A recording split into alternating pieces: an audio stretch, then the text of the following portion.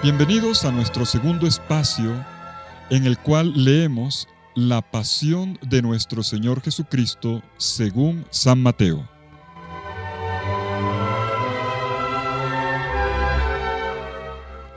Hemos comenzado nuestra lectura de la pasión según San Mateo, señalando que hay un conjunto de escenas iniciales en el capítulo 26 en los versículos 1 al 16.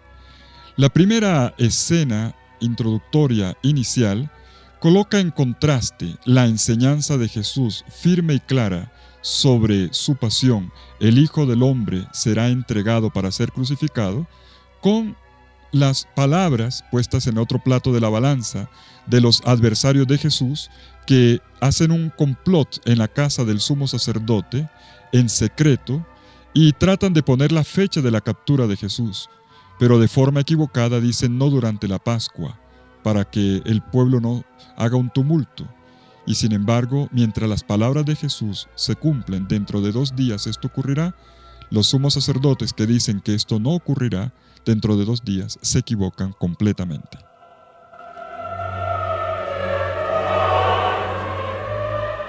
Pasamos ahora a una segunda escena introductoria que está en el capítulo 26, 6 al 13. Una mujer anónima viene donde Jesús, quien está en una cena, y unge a Jesús como una preparación para su sepultura. Leamos juntos Mateo 26, 6 al 13.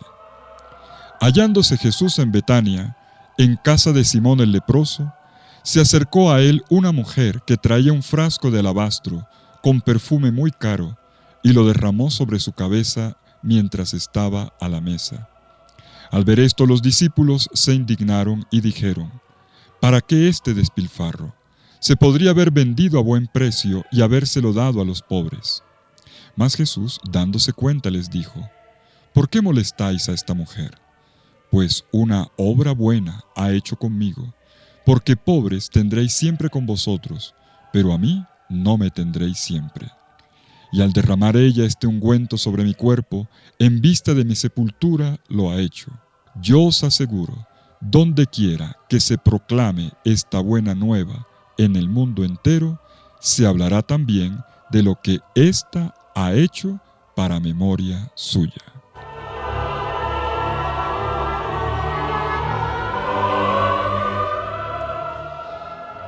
Los contrastes mordientes con los que ha comenzado el relato de la pasión continúan.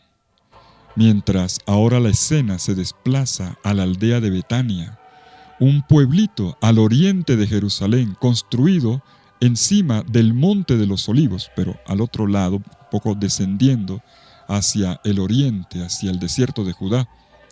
El evangelista Mateo ya nos había dicho en 21:17 que justamente allí, en Betania, él y sus discípulos, Jesús y sus discípulos, se alojaban cuando se encontraban como peregrinos en la ciudad de Jerusalén. Los 4 evangelios nos relatan una escena bastante parecida a esta. Las 4 versiones se parecen mucho entre sí, excepto la de Lucas, quien se desvía bruscamente, anticipándola para el capítulo 6 y no para el relato de la pasión. Además, poniendo la unción no en relación con la pasión de Cristo, sino como un ejemplo elocuente de la misericordia y de la voluntad perdonadora de Jesús. El relato de Lucas 6, 36 al 50 es precioso, por cierto.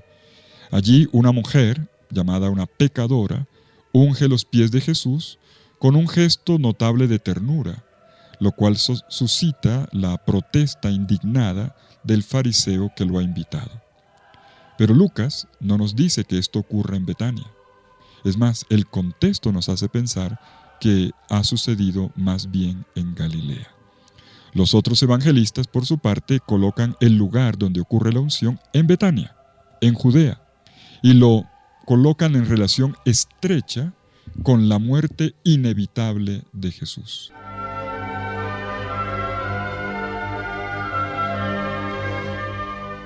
Nuestro evangelista Mateo, siguiendo muy de cerca el original, el Evangelio de Marcos, o su fuente Marcos, le pone su sello que yo llamo periodístico al relato, quitándole algunos detalles particulares, omitiendo el dato, por ejemplo, del perfume de nardo, que el perfume era de nardo. Tampoco habla de cuál era el costo de aquel perfume. Sabemos que eran 300 denarios, pero Mateo no habla de eso. En cambio, Mateo va a lo esencial del relato. Vamos a verlo despacio.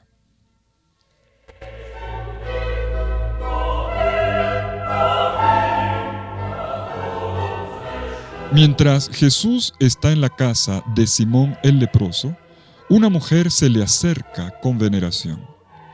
Fuera del hecho de que Simón haya sido leproso, no se dice más nada acerca del anfitrión.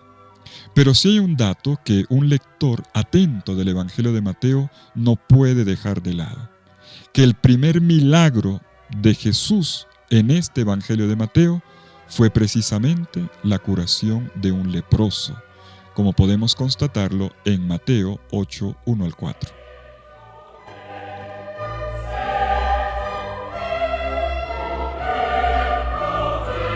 Nos sigue contando Mateo en el versículo 2, en el versículo 7, que se acercó a Jesús una mujer. El término acercarse aparece unas 50 veces en Mateo para describir cómo la gente se aproxima a Jesús, sobre todo en caso de necesidad, para pedirle sus curaciones milagrosas. Por ejemplo, en Mateo 8:25, en medio de la tempestad, los discípulos se acercan, entre comillas, a Jesús para despertarlo y pedirle ayuda. En Mateo 9:20, una mujer hemorroísa se acerca también, entre comillas, por detrás a Jesús para tocarle el borde del manto. En Mateo 9:28, lo mismo hacen dos ciegos que en el camino se acercan pidiendo ayuda. En Mateo 17:14, cuando Jesús baja de la montaña de la transfiguración, un papá desolado por su hijo atormentado por un demonio se acerca donde Jesús para pedirle que lo sane. En Mateo 21:14, cuando Jesús expulsa a los vendedores del templo, Mateo agrega algo inaudito: que justo allí en el templo se le acercan una vez más algunos ciegos y cojos y que a ellos los cura. Este acercarse continuo que Mateo representa en el Evangelio de Mateo, ahora tiene su momento cumbre en una mujer que se acerca al Maestro.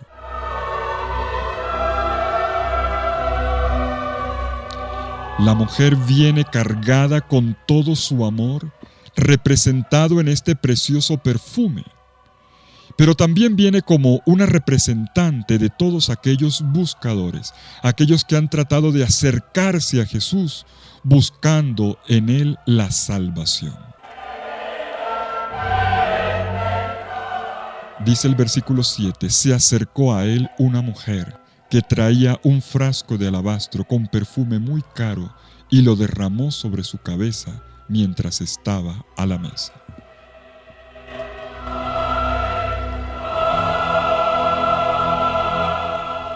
¿Cómo podríamos entender el gesto de la mujer descrito con palabras precisas en el versículo 7?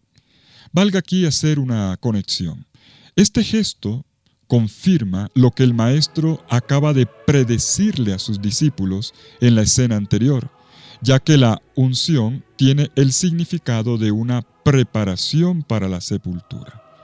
Jesús ha dicho: el Hijo del Hombre será entregado, el Hijo del Hombre será entregado y será crucificado. Pues bien, la unción está conectada con esta frase de Jesús. En el versículo 12, saltémonos un poquito, se dice: al derramar ella este ungüento sobre mi cuerpo, en vista de mi sepultura, lo ha hecho. Una unción para la sepultura. Si nos vamos por un instante a la conclusión del relato de la pasión, notaremos que la descripción que San Mateo allí nos hace aclara el detalle. De hecho, las mujeres que van a la tumba la mañana de Pascua no van simplemente a ungir el cuerpo de Jesús, cosa que sí afirma Marcos en el capítulo 16, versículo 1. Mateo en 28:1 dice que van simplemente a visitar el sepulcro.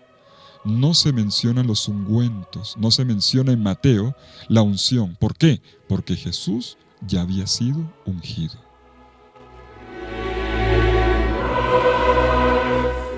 Entonces podemos decir que el sentido del versículo 7 va en esta dirección. La mujer de Betania, de la cual no sabemos el nombre, ha cumplido con una obligación sagrada del judaísmo. Al embalsamar el cuerpo de Cristo en vista de su muerte y de su sepultura, ella ha interpretado la pasión. Algunos intérpretes del pasaje han visto hasta un simbolismo en el hecho de que el óleo sea derramado sobre la cabeza y no sobre los pies, como en el caso de los otros evangelios. Se sabe que la unción de la cabeza con óleo perfumado hacía parte del rito de coronación de un rey, como podemos ver en 1 Samuel 16, 12 al 13, cuando fue ungido el rey David. Fue en la cabeza, no en los pies. Algunos biblistas piensan que esta quizás sea una manera de indicar que Jesús es el ungido, que Jesús es el designado por Dios, lo cual es una manera de referirse a su reinado.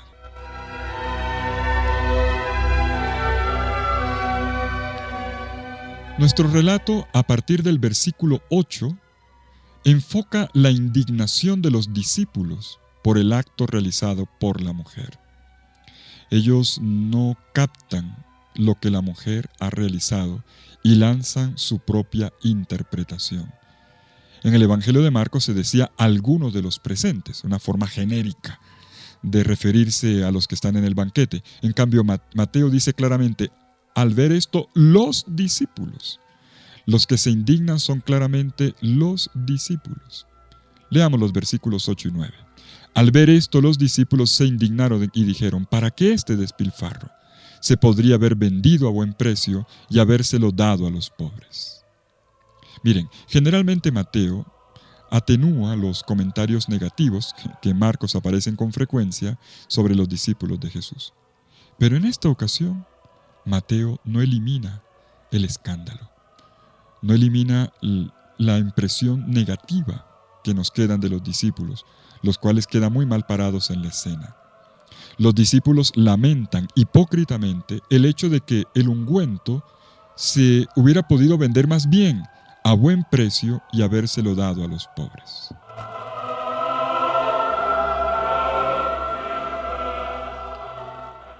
Lo importante es qué piensa Jesús. Los versículos 10 al 13, que son el resto del pasaje, nos presentan a Jesús defendiendo con energía a la mujer. Todo el resto de este pasaje está consagrado a la enseñanza de Jesús al respecto. En el versículo 11, escuchamos una frase que infelizmente está entre las más maltratadas de todo el Nuevo Testamento. Jesús le recuerda a sus discípulos que siempre tendrán pobres con ellos, pero que a Él no siempre lo tendrán. La finalidad de estas palabras no es simplemente la de afirmar que la pobreza sea inevitable y que por eso no habría que preocuparse mucho por el asunto. Hombre, una lectura así sería francamente lamentable, precisamente porque el Evangelio de Mateo, de acuerdo con el resto del Nuevo Testamento, es claro con relación al compromiso con la justicia y con el don de limosna y de socorro y de solidaridad con el pobre. Baste leer, por ejemplo, pasajes memorables como el del capítulo 6, versículos 2 al 4, 19 al 21, o el capítulo 25, donde Jesús es servido en el pobre. El enfoque de las palabras de Jesús sobre los pobres en este pasaje es más bien otro. Cuando Jesús en el versículo 10 dice, ¿por qué molestáis a esta mujer? Pues una obra buena ha hecho conmigo. El énfasis recae en la palabra buena. El hecho es obra buena. El hecho es que la mujer ha realizado un acto de amor hacia él, llevando a cabo una obligación sagrada para todo el judaísmo. Los discípulos tendrán muchas otras ocasiones para demostrar su preocupación por los pobres, pero el momento de la pasión ha llegado y requiere una respuesta urgente. No podemos excluir, por supuesto, nuestra interpretación que ese pobre que requiere de atención en este momento es Jesús. Pero el enfoque del texto apunta sobre todo en la dirección de una comprensión de la persona del Mesías. En Jesús, Precisamente en Él, en su vida entregada hasta el fin, Dios lleva a cabo su obra de salvación. En otras palabras, la mujer ha realizado una obra buena con Jesús, como enfatiza él mismo, porque ella, y solo ella, ha entendido, en medio de un auditorio de discípulos que no entienden nada, que el kairos, que el tiempo decisivo de la salvación, por fin ha llegado. Y la escena concluye en el versículo 13 con un extraordinario tributo por parte de Jesús a esta mujer sin nombre. Dice Jesús: yo os aseguro, donde quiera que se proclame esta buena nueva en el mundo entero, se hablará también de lo que ésta ha hecho para memoria suya.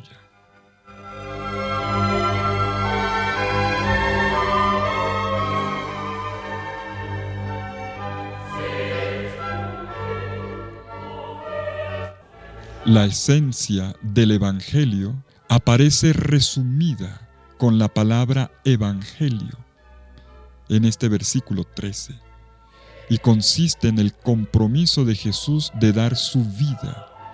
Pero al mismo tiempo se dice que donde se proclame el evangelio del don de la vida de Jesús, que es el querigma, también se hablará de lo que la mujer hizo. Es decir, no solamente tenemos la obra de Cristo, sino también el modelo de aquel que responde a la obra de Cristo. Por eso se hablará de la mujer.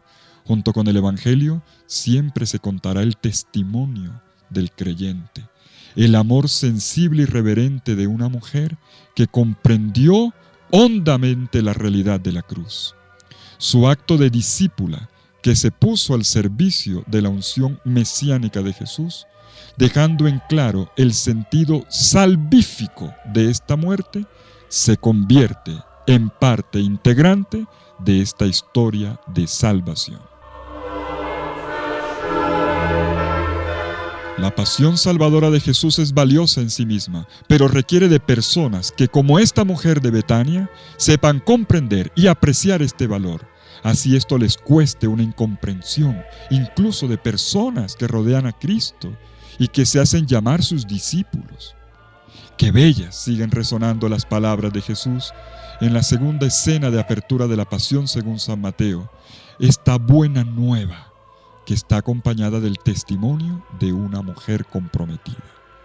Yo os aseguro, dice Jesús, donde quiera que se proclame esta buena nueva en el mundo entero, se hablará también de lo que ésta ha hecho para memoria suya.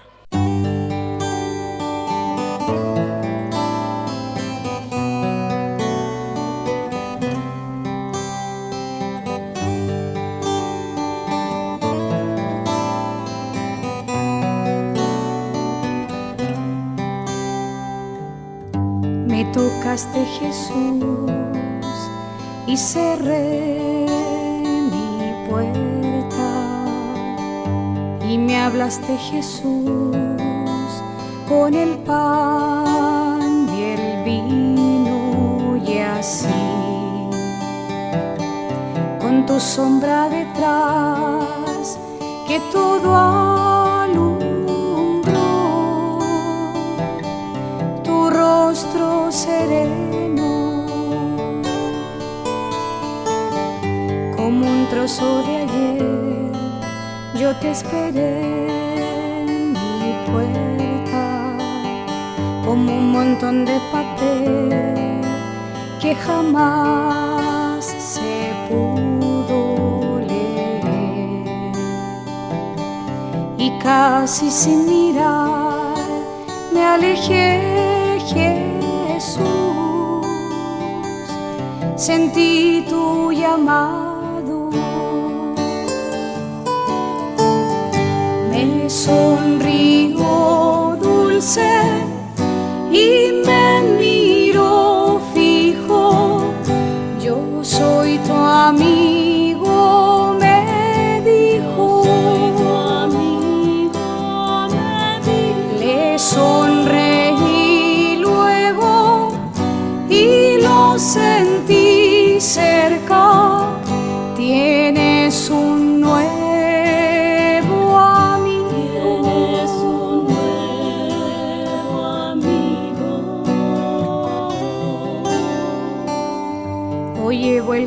lugar donde hay amor sincero.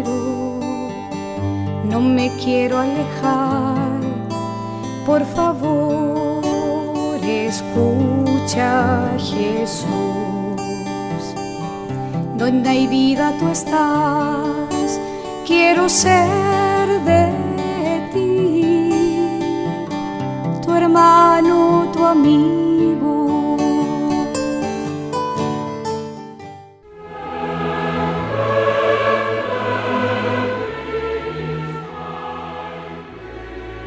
El relato de la Pasión según San Mateo nos presenta una tercera escena introductoria.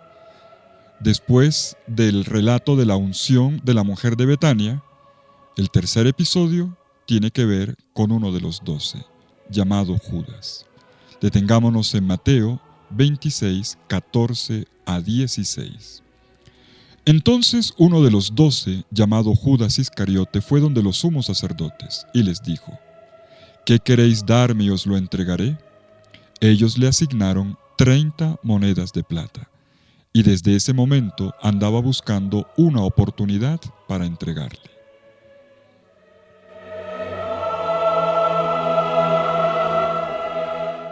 Notemos cómo el curso de la narración se desarrolla bruscamente.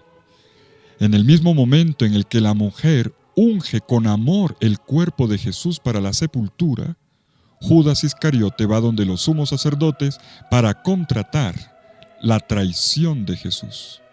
El texto comienza con la expresión entonces. Esta expresión entonces indica una continuidad. Mateo pone en evidencia la escandalosa tragedia de ese instante. El versículo, al decir entonces, dice uno de los 12.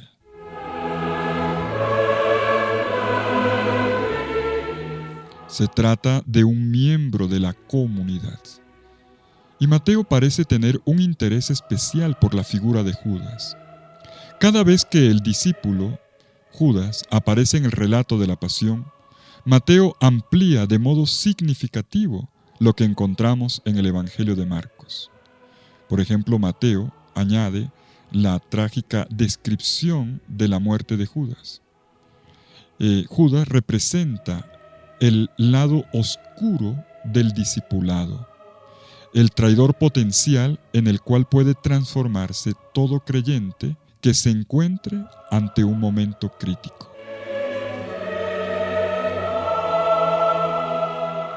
Mientras Marcos se ha limitado a referirnos el hecho del contubernio de Judas con los sacerdotes, Mateo nos regala el diálogo, nos permite asistir al diálogo. Al final todos quedamos sabiendo que el dinero era una de las motivaciones de la traición.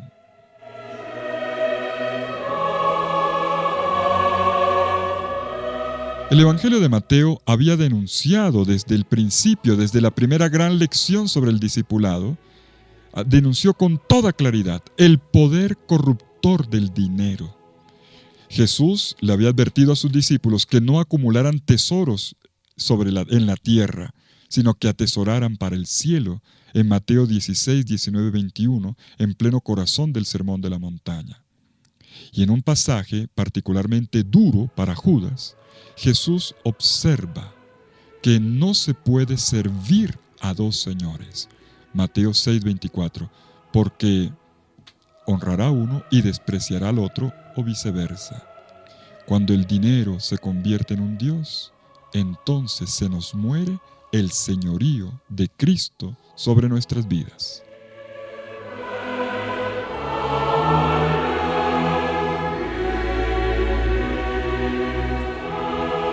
Después de esta frase que está en Mateo 6:24, Jesús ha seguido con una catequesis sobre el saber ponerse en las manos del Padre. Eso es vivir el señorío de Dios. Eso es entrar en el ámbito del reino. Un discípulo no debería preocuparse obsesivamente por la posesión de bienes materiales. Ante todo, terminará diciendo en Mateo 6:34, primero el reino de Dios y su justicia, que todo lo demás vendrá por añadidura. Por cierto, un joven que quería ser perfecto se había ido triste cuando Jesús le dijo que vendiera sus posesiones y se la diera a los pobres. Mateo dice en 19:22 que se fue porque tenía muchas riquezas. Y Jesús entonces agregó en el versículo siguiente: en verdad os digo que difícilmente un rico entrará en el reino de los cielos.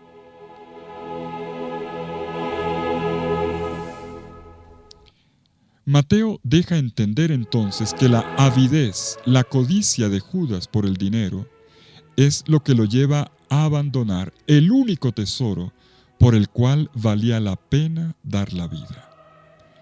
En cambio, de Jesús, por la persona de Jesús, el discípulo recibe 30 monedas de plata. Este detalle mateano refuerza la naturaleza corrupta de la traición de Judas. Es un acto de corrupción por causa de dinero para aumentar sus finanzas. Ahora bien, detrás de todo esto, Mateo tiene en vista un pasaje del Antiguo Testamento que parece ser el de Zacarías capítulo 11, versículo 12. Esta es la primera cita bíblica de las muchas que aparecerán a lo largo del relato de la pasión. Las palabras de Mateo 26:15, de Judas: ¿qué queréis darme y yo os lo entregaré?, con la respuesta de los sumos sacerdotes que le asignan 30 monedas de plata, tiene como antecedente este capítulo 11 del profeta Zacarías, una alegoría de pastores. Resulta que a un pastor se le da la paga de un esclavo que consiste en 30 monedas de plata, una suma que el pastor considera mezquina y que con rabia arrojará de nuevo en el tesoro del templo.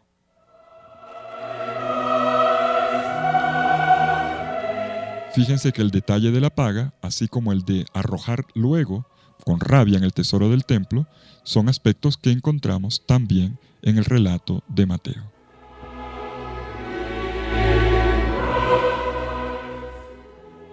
Al citar este pasaje bíblico, notamos una convicción fundamental del evangelista Mateo. Esto es, la traición de Jesús y su muerte parecieran ser el triunfo del mal, mientras que, en realidad, hacen parte misteriosamente del gran designio de salvación por parte de Dios.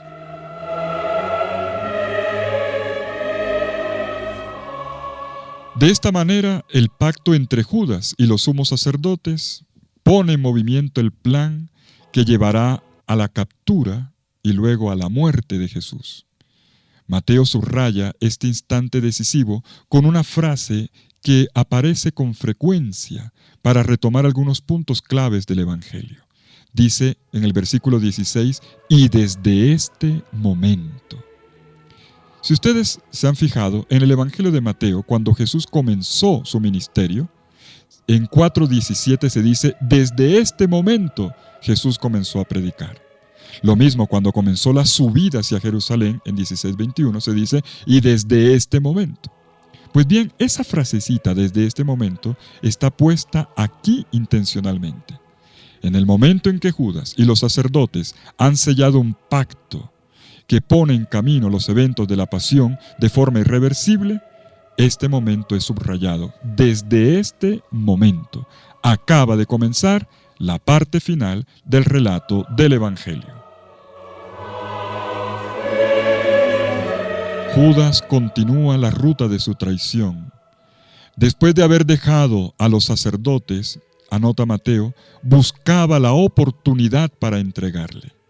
El término utilizado es ocasión propicia, que en griego es la palabra eukairian, es decir, buen tiempo o tiempo oportuno.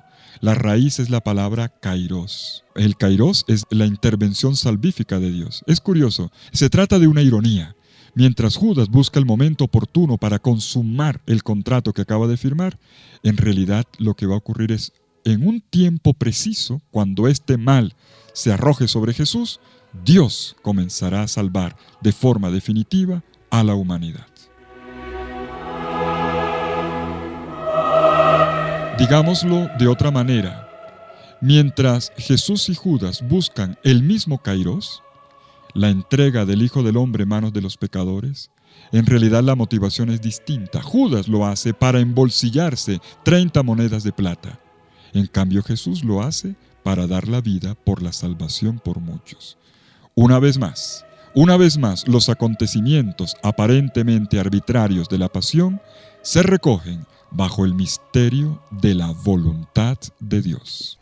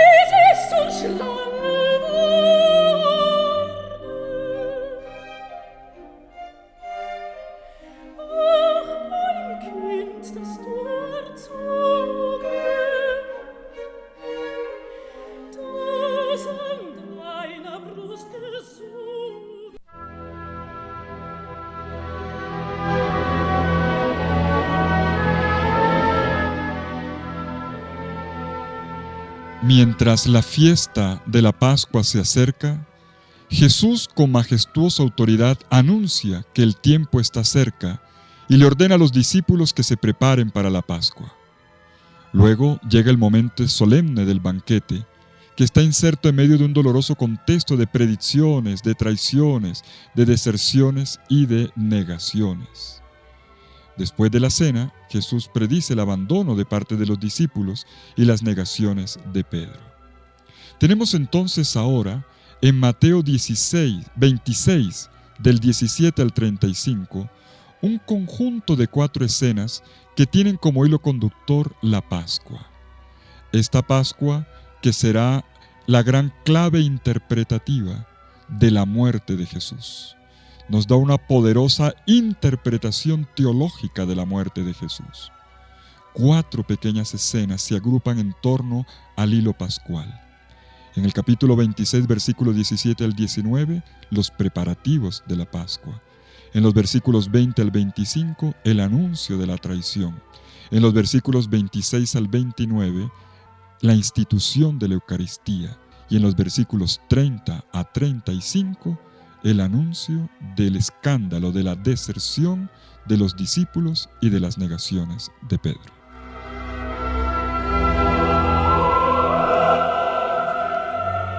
En un primer momento, en Mateo 26, 17 al 19, tenemos los preparativos de la cena pascual. Nos dice el texto: el primer día de los ácimos, los discípulos se acercaron a Jesús y le dijeron: ¿dónde quieres que te hagamos los preparativos para comer el cordero de Pascua? Jesús les dijo: id a la ciudad, a casa de fulano y decidle: el maestro dice, mi tiempo está cerca, en tu casa voy a celebrar la Pascua con mis discípulos. Los discípulos hicieron lo que Jesús les había mandado y prepararon la Pascua.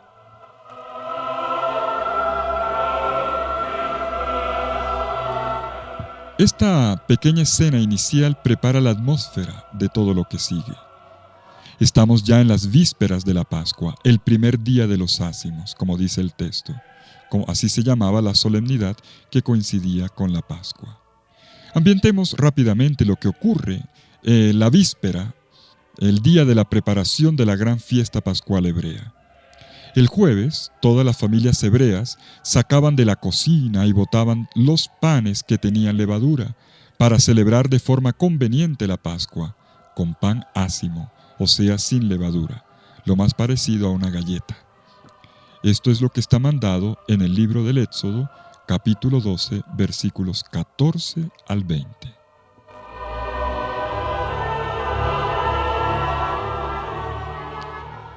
Este texto del libro del Éxodo sirve de trasfondo del pasaje que estamos leyendo en Mateo. La fiesta de Pascua que Jesús celebrará con sus discípulos, la última antes de su muerte, está a punto de comenzar y es necesario hacer los preparativos tal como lo manda la ley.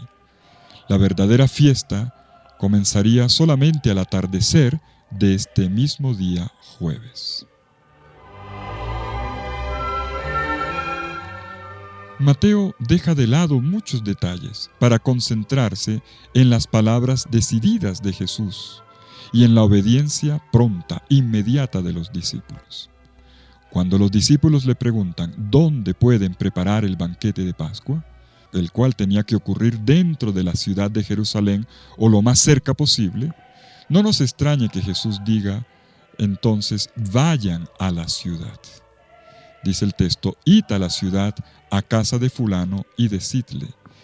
El maestro dice, mi tiempo está cerca, en tu casa voy a celebrar la Pascua con mis discípulos.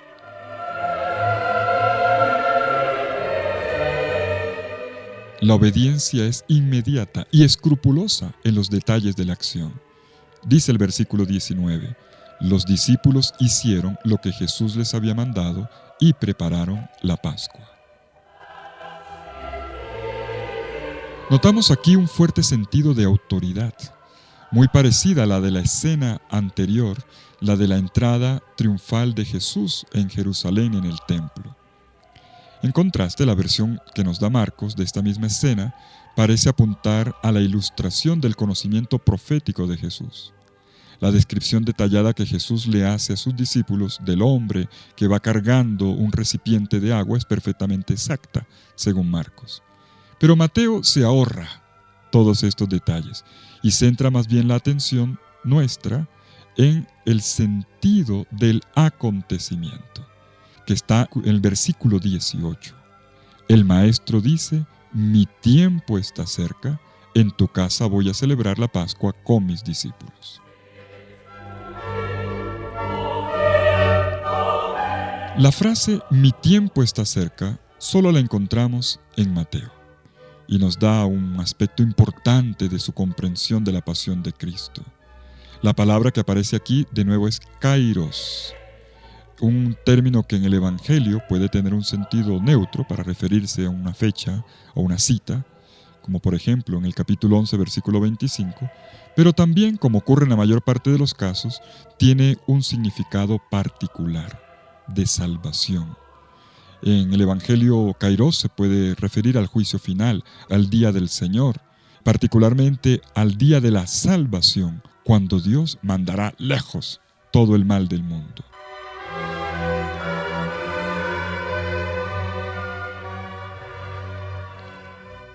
Cuando Jesús dice, mi tiempo está cerca, para referirse a su muerte ya cercana, no se está refiriendo a la hora de la muerte, se está refiriendo al sentido de su muerte. La muerte de Jesús representa precisamente la irrupción del tiempo nuevo, de una nueva etapa en la historia de la salvación, en la cual el mal es vencido. Por eso su carácter es determinante. En la muerte de Cristo se anticipa el momento final de la historia cuando el destino humano es decidido.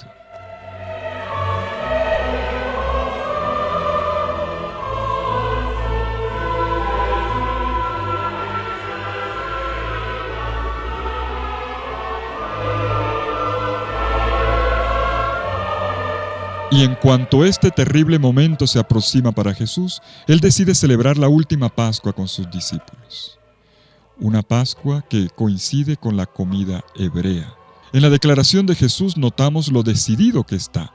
En tu casa voy a celebrar la Pascua con mis discípulos. El énfasis recae sobre la expresión con mis discípulos. Esta hora la quiero vivir con mis discípulos. Pero la relación estrecha e íntima entre Jesús y sus discípulos, dentro de muy poco se verá en peligro, como efectivamente lo muestra la escena que ahora sigue.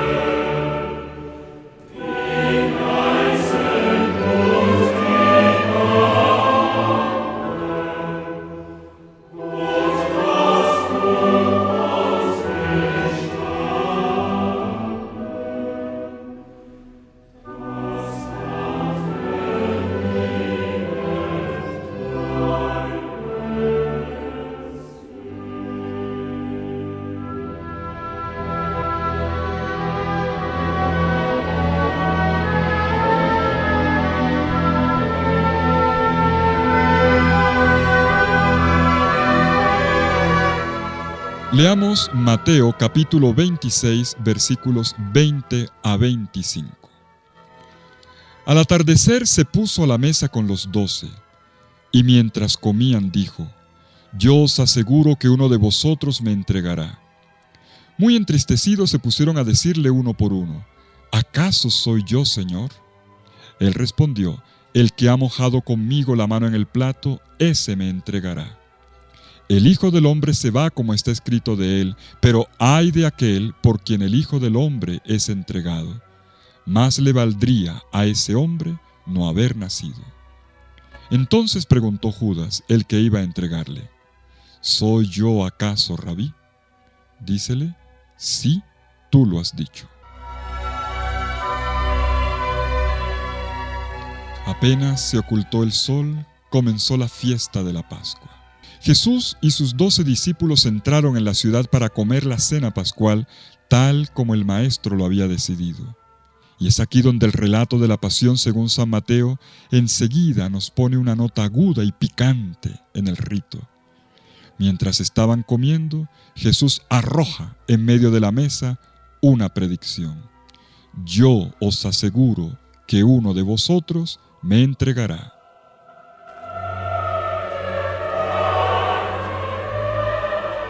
Mateo describe la escena de tal manera que la tensión va aumentando hasta que revienta la confrontación entre Jesús y Judas en el versículo 25, justo al final de este episodio.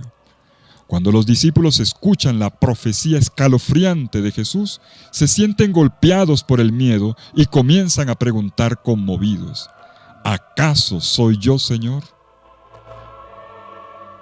El pasaje está calculado de manera que nos involucra también a nosotros que escuchamos el relato de la pasión, invitándonos a hacernos la misma pregunta: ¿acaso soy yo, Señor?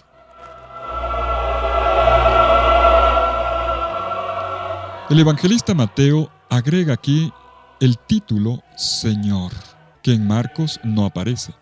Es un calificativo importante en este Evangelio de Mateo, un título que aparece en este libro de Mateo con mayor frecuencia que en los demás evangelios. Indica ante todo la autoridad y el poder de Jesús. Los discípulos están reconociendo, al hacer la pregunta sobre la posibilidad de la traición, también al decir Señor, están reconociendo que Jesús sigue siendo el Señor de sus vidas.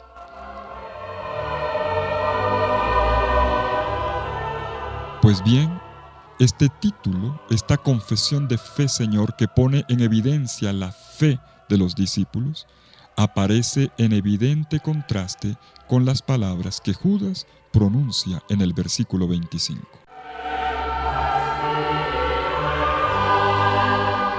Pero antes de esto, en el versículo 23, Jesús da un indicio de quién es el culpable. Él dice: el que ha mojado conmigo la mano en el plato, ese me entregará. La escena del banquete y las palabras proféticas de Jesús dan relieve a la tragedia de la traición de Judas. Judas viola el vínculo de amistad y de confianza que se está celebrando precisamente en una comida. Es el sentido de la comida, la amistad.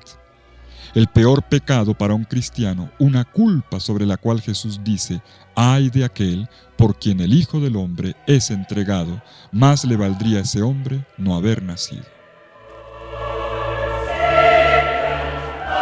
Con estas palabras del versículo 24, por una parte se está diciendo que la muerte de Jesús no es un accidente ni una tragedia absurda por causa del pecado. El Hijo del Hombre se va como está escrito, es decir, esto está dentro de un plan de Dios, no es simplemente una obra malévola de Judas. Pero por otro lado, la expresión de Jesús es una advertencia al discípulo traidor de la gravedad de lo que va a realizar. Es una invitación inclusive a no hacerlo. Judas no es una marioneta que cumple un libreto escrito desde antes o desde el cielo. Judas es libre o no de proceder. Por eso la expresión comienza con un ay de aquel hombre, ay, que en el lenguaje profético del Antiguo Testamento expresa una lamentación, un dolor, para indicar: mira, tú eres responsable de tus acciones. Tú actúas libremente, no movido por una voluntad externa, sino por la tuya. Por lo tanto, debes estar dispuesto a asumir las consecuencias de tu fatídica decisión.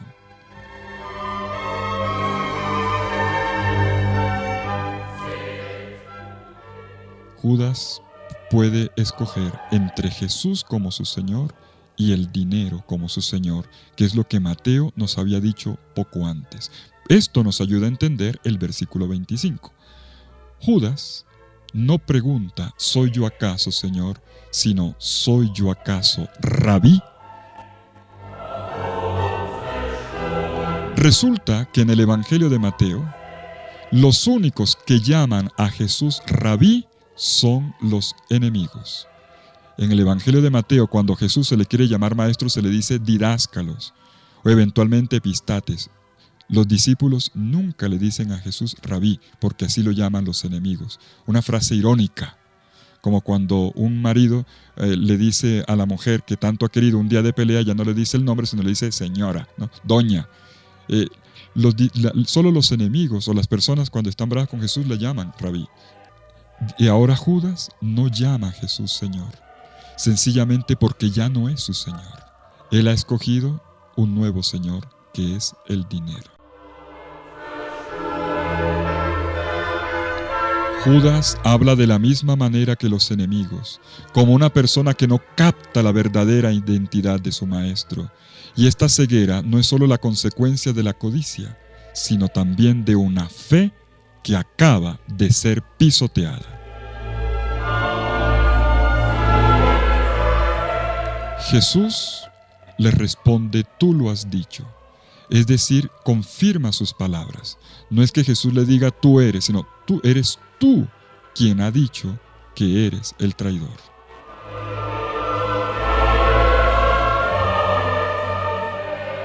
Este versículo 25 merece toda una meditación. En las palabras de Judas vemos cómo se revela inconscientemente su compromiso para eliminar a Jesús y para destruirlo una vez que para él Jesús ya no significa nada en su vida. Él ha pisoteado el sentido más profundo de su vida.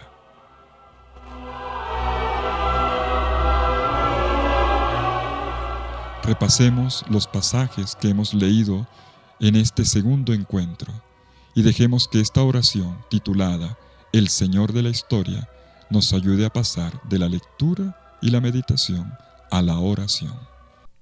Y entre tanto, nos ponemos cita para mañana, a esta misma hora, para seguir leyendo, línea por línea, el relato de la Pasión según San Mateo.